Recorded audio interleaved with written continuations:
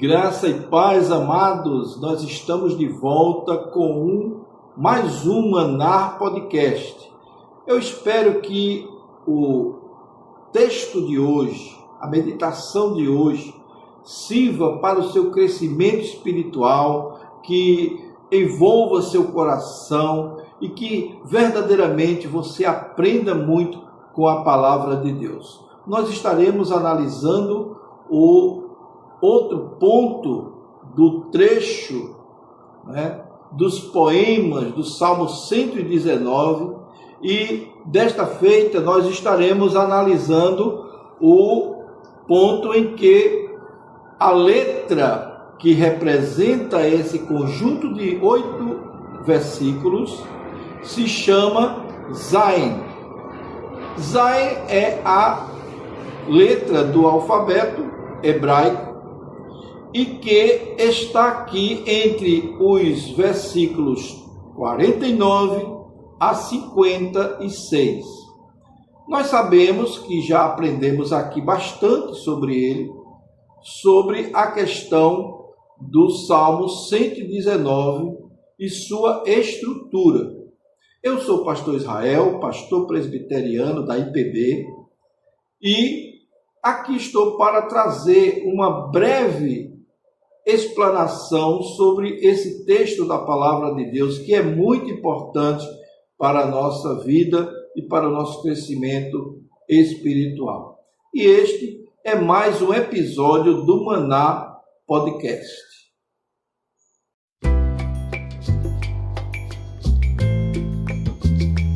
O livro dos Salmos é uma das partes mais profundas e pastorais da Bíblia. Neste livro dos Salmos, nós encontramos orações, encontramos cânticos, encontramos lamentos, encontramos declarações, encontramos declarações de fé que expressam a proximidade do povo de Deus ou do salmista, das experiências humanas do salmista ou dos salmistas, porque nós tivemos muitos salmistas, Alguns são feitos por Davi, outros foram feitos pelos filhos de Coré, outros foram feitos por Moisés. São autores de diversos estilos, mas que têm uma mensagem edificadora para a nossa vida. E nós estamos estudando especificamente o Salmo 119. No meio de todas essas bênçãos do livro dos Salmos, nós temos o Salmo 119, que é o maior capítulo da Bíblia, também do livro dos Salmos, que é composto por 176 versículos, todos eles divididos em 22 seções, cada seção guiada por uma das letras do alfabeto hebraico, e que compõe uma verdadeira enciclopédia de conhecimento, de amor, de paz, de louvor a Deus pela sua palavra, uma declaração de amor ao Deus Todo-Poderoso pela sua palavra. O salmista, ele verdadeiramente se derrama diante da superioridade das Escrituras Sagradas. Então, o Salmo 119, ele ocupa um lugar especial, sendo o maior capítulo das Escrituras e também um dos mais ricos em reflexões sobre a palavra de Deus. E o salmista repete constantemente, como nos seus versículos, ele repete essa importância das Escrituras, chamando-as de lei, testemunhos, mandamentos, decretos, estatutos, juízos. Então, isso revela que o centro da sua vida, ou seja, da vida do salmista, da vida espiritual do salmista, não é apenas uma experiência religiosa, mas é um modo de vida, é uma relação viva da sua reflexão sobre a palavra de Deus.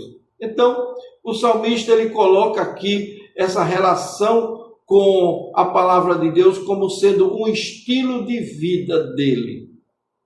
E nos versículos 49 a 56, que é o que nós abordaremos nesse instante, encontramos uma sessão profundamente pastoral.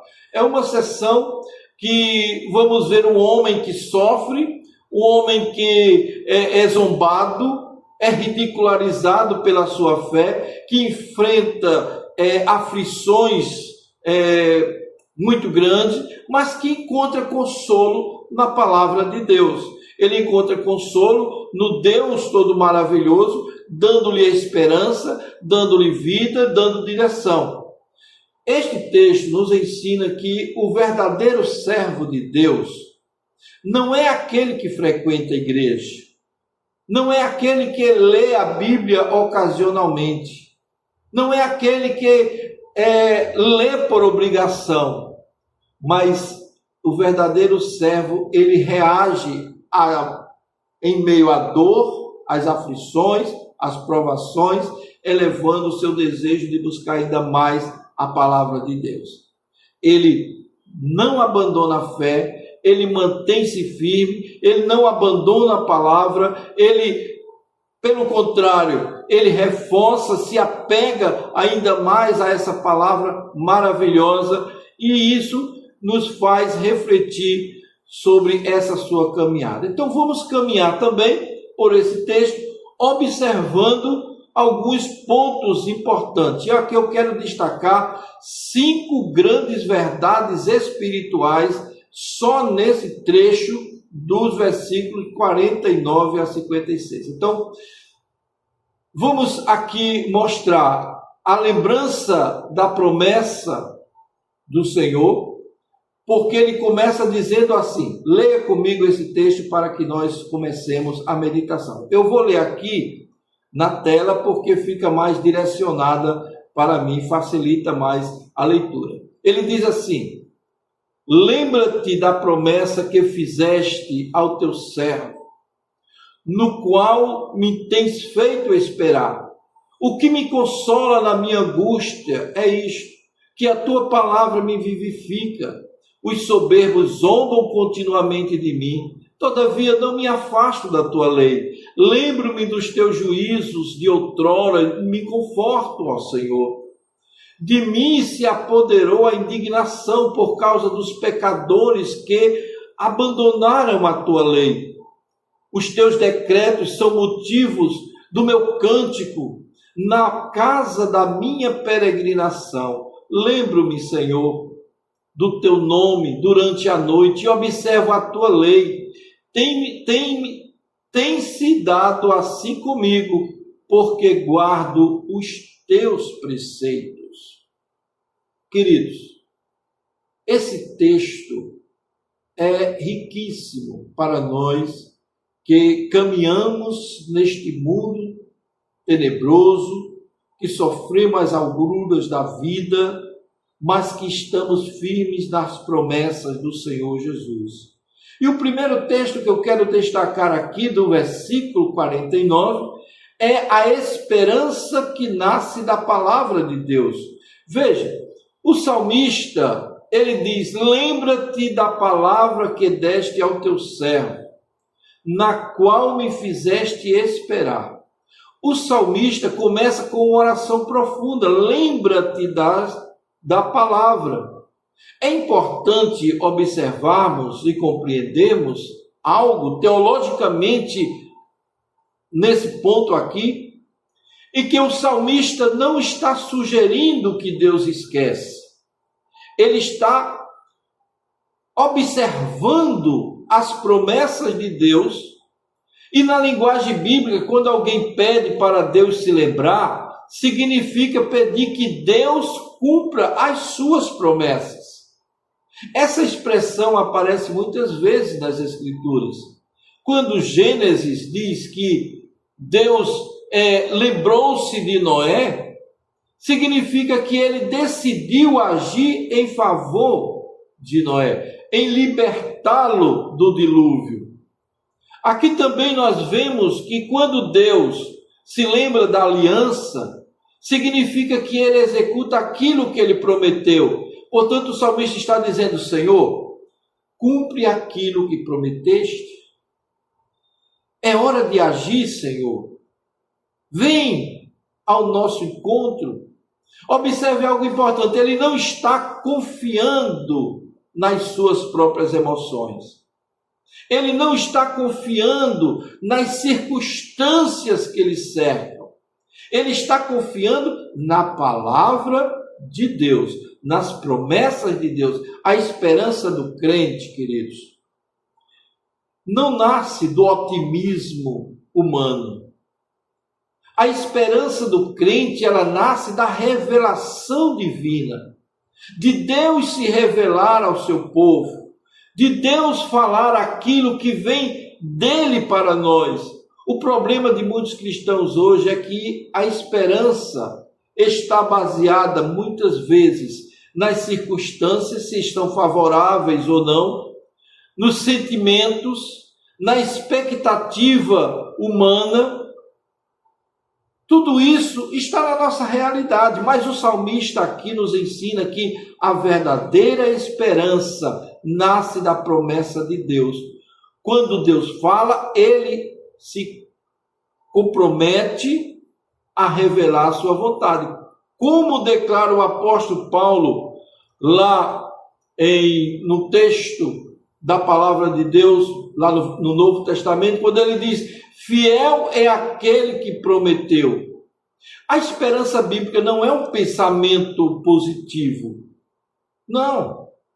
A experiência bíblica é confiança no caráter de Deus, na revelação de Deus, na sua palavra.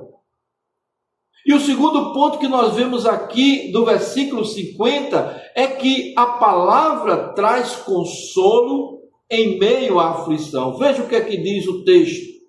Isso é a minha consolação na minha aflição, que a tua palavra me vivifica.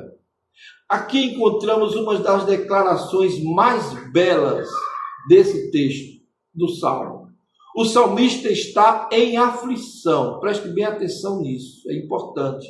A palavra hebraica usada aqui para aflição é pressão, é sofrimento intenso, é angústia intensa. E aqui ele não está vivendo uma fase tranquila, não. O salmista aqui está demonstrando que ele está vivendo um tempo de dor, um tempo de sofrimento, um tempo de prova. E ele afirma algo extraordinário: a tua palavra me vivifica. Ora, como nós já vimos aqui, a palavra de Deus ela não é apenas uma informação teológica. A palavra de Deus ela é vida espiritual. E é isso que o salmista está dizendo aqui. Quando a alma está abatida, a palavra restaura. Quando o coração está cansado, a palavra ele fortalece, ou ela fortalece. Quando a esperança parece desaparecer, a palavra reacende a fé, ela reestrutura a nossa estrutura espiritual. E observe o contraste aqui nesse texto. As circunstâncias, elas produzem aflição. A palavra produz vida. Então, quando o salmista mostra aqui essa realidade, isso revela uma verdade espiritual profunda, em que a palavra de Deus tem poder regenerador e renovador. E o profeta Isaías declara: a palavra que sair da minha boca não voltará vazia. E o autor da carta aos Hebreus afirma que a palavra é viva e eficaz. Em momento de crise, muitos procuram consolo nas distrações, nos entretenimentos, nas pessoas, nos recursos humanos. Mas o salmista aqui, ele encontrou consolo onde? Na palavra de Deus.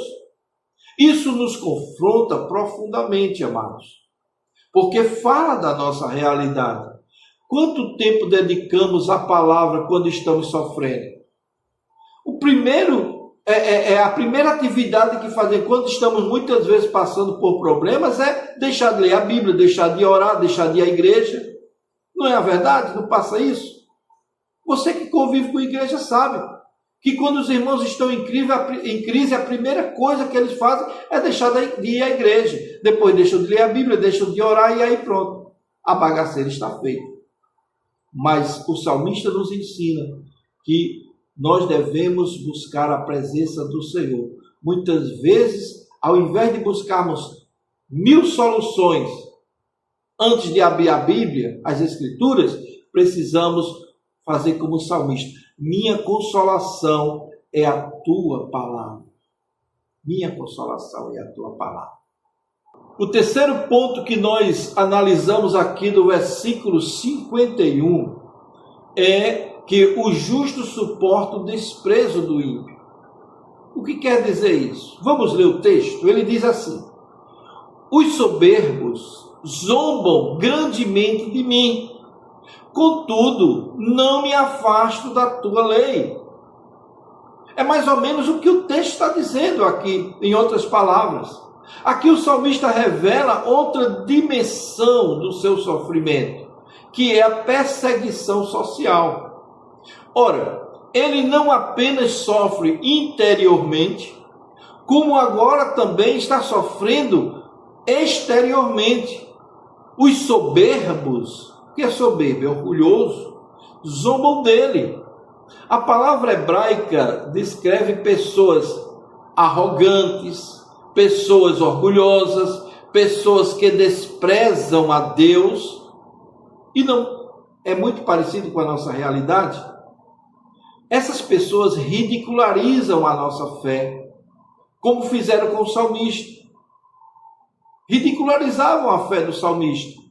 Isso mostra algo importante.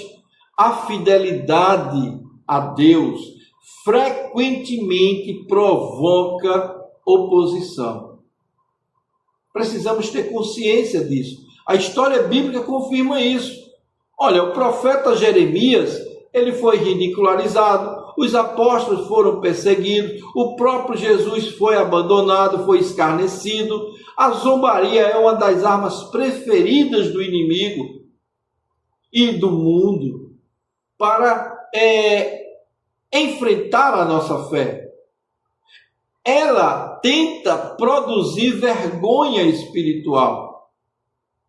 Essas zombarias, elas tentam provocar a vergonha espiritual. O objetivo é fazer com que nós nos afastemos da presença de Deus, que nós deixemos de pensar nas coisas de Deus. Talvez esteja errado, eles vão sugerir que você pense. Talvez a Bíblia seja um livro verdadeiramente ultrapassado. Quantos não estão pensando assim, com essa nova teologia? Mas a palavra do Senhor nos ensina aqui no salmista falando: não me afasto da tua lei. Mesmo sendo zombado, ele permanece firme. Mesmo sendo ridicularizado, perseguido, humilhado, ele mantém-se firme. Aqui encontramos o princípio espiritual que está se perdendo na igreja. A fidelidade a Deus não depende da aprovação das pessoas. Isso está se perdendo na igreja, porque as igrejas atuais, muitas, não todas, graças a Deus, Deus tem o seu remanescente, mas a maioria das igrejas que se dizem gospel, elas na realidade, elas fazem com que a fidelidade de Deus dependa dos likes, das aprovações, da frequência das pessoas, do gosto das pessoas. O verdadeiro servo de Deus, ele não vive para agradar a multidão, ele vive para honrar a Deus. Hoje muitos cristãos abandonam convicções bíblicas para evitar crítica, mas o salmista, ele nos ensina que a fidelidade ao Senhor exige coragem espiritual. Versículo 52, ele traz a memória aqui: lembro-me dos teus juízos de outrora, ó Senhor, e me consolo. Aqui vemos outra prática espiritual essencial, a memória da fé. O salmista se lembra dos juízos antigos de Deus, daquilo que Deus fez na sua vida. Isso significa que ele recorda as ações de graças, as ações que Deus realizou por meio do seu povo, no meio do seu povo, na história do seu povo, nas intervenções divinas e miraculosas que aconteceram na sua vida e na vida do seu povo. Os atos de justiça e de libertação, os livramentos que Deus já deu a ele, como dá a nós todos os dias. Ele se lembra de como Deus agiu, e a fé bíblica tem uma dimensão histórica, amados. Ela não está baseada nas ideias abstratas, ela está baseada nos atos de Deus, na nossa história, na nossa realidade, no nosso dia a dia. O povo de Israel foi um dos receptáculos maiores das bênçãos, das graças, dos milagres de Deus. Então, tanto do êxodo, do livramento do Egito, do cuidado no deserto, da fidelidade de Deus com a aliança, ao recordar essas obras, o salmista estava colocando no coração aquilo que Deus fez, e aquilo que Deus fez o consolava verdadeiramente. E é isso que nós precisamos entender, que a memória da fidelidade de Deus fortalece a fé no presente. Na quinta parte, nós vemos que a palavra de Deus se torna cântico de noite, ou na noite. O versículo 54 e 56, o salmista diz assim: os teus estatutos têm sido os meus cânticos na casa da minha peregrinação. Essa talvez seja uma das imagens mais belas do texto. O salmista descreve sua vida como uma peregrinação. Essa ideia aparece muitas vezes nas Escrituras. O povo de Deus é descrito como peregrino neste mundo. A vida presente não é o destino final do crente. Como afirma o autor da carta aos Hebreus, que somos estrangeiros e peregrinos na terra. Mas observe algo extraordinário aqui nesse versículo, que no meio da peregrinação, o salmista nos ensina que a palavra de Deus se torna cântico. Isso significa que a palavra de Deus não é apenas a lei, mas é também o louvor.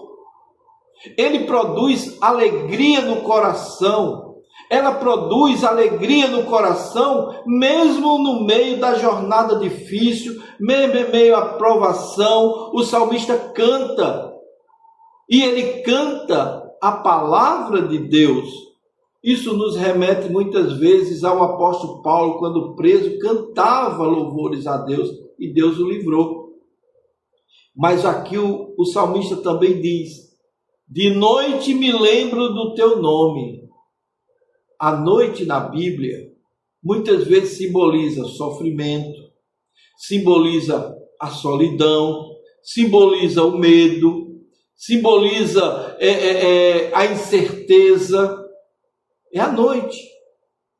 Mas mesmo na noite espiritual, o salmista se lembra do Senhor. Isso nos ensina algo tremendo, algo profundo aqui, amados. Que a espiritualidade verdadeira, ela permanece, mesmo quando ninguém está vendo. E principalmente quando ninguém está vendo. De noite, quando não há multidão, quando não há vozes, quando não há culto público, quando não há aplausos, quando ninguém vê, o salmista continua lembrando de Deus. Isso revela, sabe o quê? Fé genuína. E eu quero trazer aqui para encerrar algumas implicações espirituais para nossos dias. Preste bem atenção nisso. A palavra de Deus deve ser o fundamento de nossa esperança. A palavra é o verdadeiro consolo do crente. É o verdadeiro consolo da alma. Também a fidelidade a Deus exige coragem. Coragem para ser fiel. A memória espiritual que temos fortalece a nossa fé.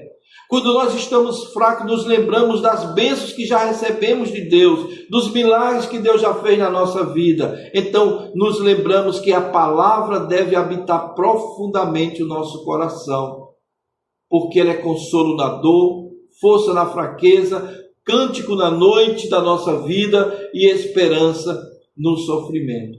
O salmista nos mostra um retrato poderoso da vida espiritual. Ele sofre, ele é zombado, ele enfrenta aflição, mas ele permanece firme. Por quê? Por que ele permanece firme? Porque sua vida está ancorada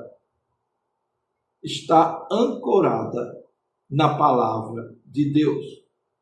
A palavra gera esperança, a palavra produz vida, a palavra sustenta na perseguição, a palavra traz consolo e a palavra transforma a jornada em motivo de louvor. Em um mundo marcado pela ansiedade, pela incerteza, pelo sofrimento, precisamos redescobrir o valor da palavra de Deus. Ele não é apenas um livro antigo. Essa palavra não é apenas um livro de 3.000 e poucos anos. Ela é a voz viva de Deus para a sua igreja, para o seu povo. Quando a palavra habita em nosso coração, amados, quando o só na Escritura nos envolve perfeitamente, podemos enfrentar qualquer situação na vida. Podemos atravessar tempos difíceis, podemos caminhar nessa nossa peregrinação, podemos cantar louvores a Deus, porque o mundo não vai entender por que aquelas pessoas sofrem tanto, são tão pobres, são tão miseráveis, são tão sem recursos, mas mesmo assim cantam louvores a Deus, louvam o Senhor. Sabe por quê? Porque o Senhor está presente. A sua palavra vive em nós, que somos suas verdadeiras testemunhas, e que o Senhor nos conceda a mesma experiência desse salmista, para que aprendamos, como diz Paulo, qual seja a boa, agradável e perfeita vontade de Deus. Se esse podcast de hoje te ajudou de alguma forma, eu peço a você que dê o seu like. Dê o seu like. Se inscreva no nosso canal. Maratone nossos vídeos, que são preciosíssimos. Você vai aprender muito. É um verdadeiro curso teológico o que nós estamos trazendo aqui para você, com muito amor, com muita humildade. Sabemos das nossas limitações, mas sabemos também do grande amor de Deus pela sua vida. Nos vemos no nosso próximo podcast, dando continuidade a essa série de estudos do Salmo 119. Amém? Fique com Deus e que Deus nos abençoe.